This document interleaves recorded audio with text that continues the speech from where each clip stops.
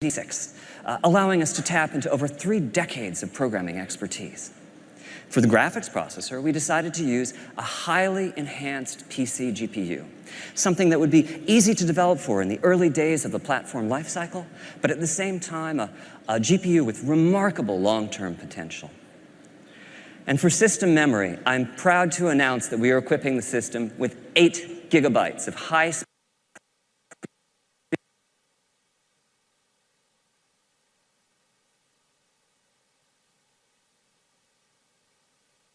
unified memory, both satisfying the #1 developer request for ease of game creation and also increasing the richness of content achievable on the platform.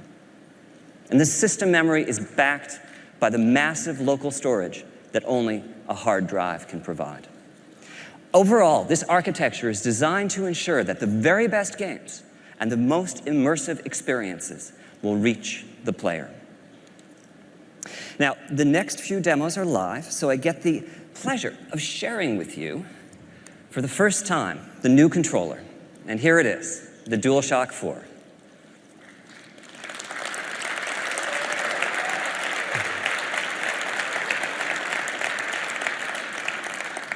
Thank you. So, during the development of the DualShock 4, we worked with key partners in the development community to enhance the feel of the joystick and the trigger buttons. The result is a much tighter sense of control over in-game actions. We also took this as an opportunity to enhance the rumble capabilities and reduce the controller latency.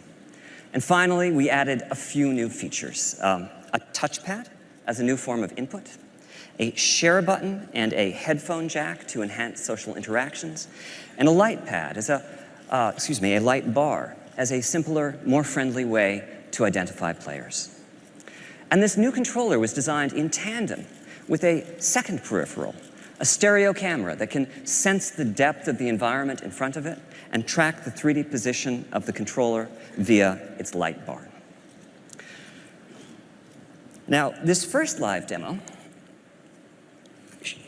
shows the payoff from the augmented PC architecture. This is Unreal Engine 4 from Epic, running in real time on prototype hardware. There's some very sophisticated technology here, GPU-accelerated particle systems and realistic transmissive materials with substantial subsurface scattering. And this is all running in real time. I can look around as the animation plays using the touchpad input.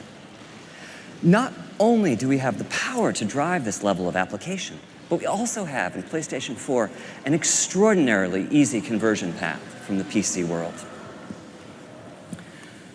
Now, as to how we accomplish this, PlayStation 4 is centered around a powerful APU that combines 8 CPU cores with a state-of-the-art GPU with almost 2 teraflops of computational performance.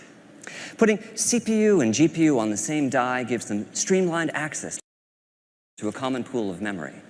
And with PlayStation 4, we're taking an unprecedented step. On the same die gives them streamlined access to a common pool of memory. And with PlayStation 4, we're taking an unprecedented step. For system memory, we're using GDDR5, the type of memory typically reserved for top-of-the-line, high-end graphics cards. This gives us 176 gigabytes per second of bandwidth and provides a further boost to the GPU performance. Now, earlier I said we were using a highly enhanced PC GPU. Principally, we've modified the GPU to make compute easier, which is to say, we've made it practical to use the GPU as a general-purpose computational device.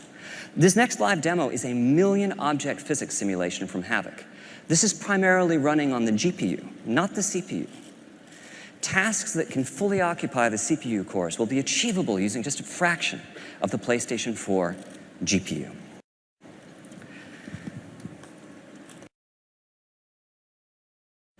Overall, our goal has been to architect the system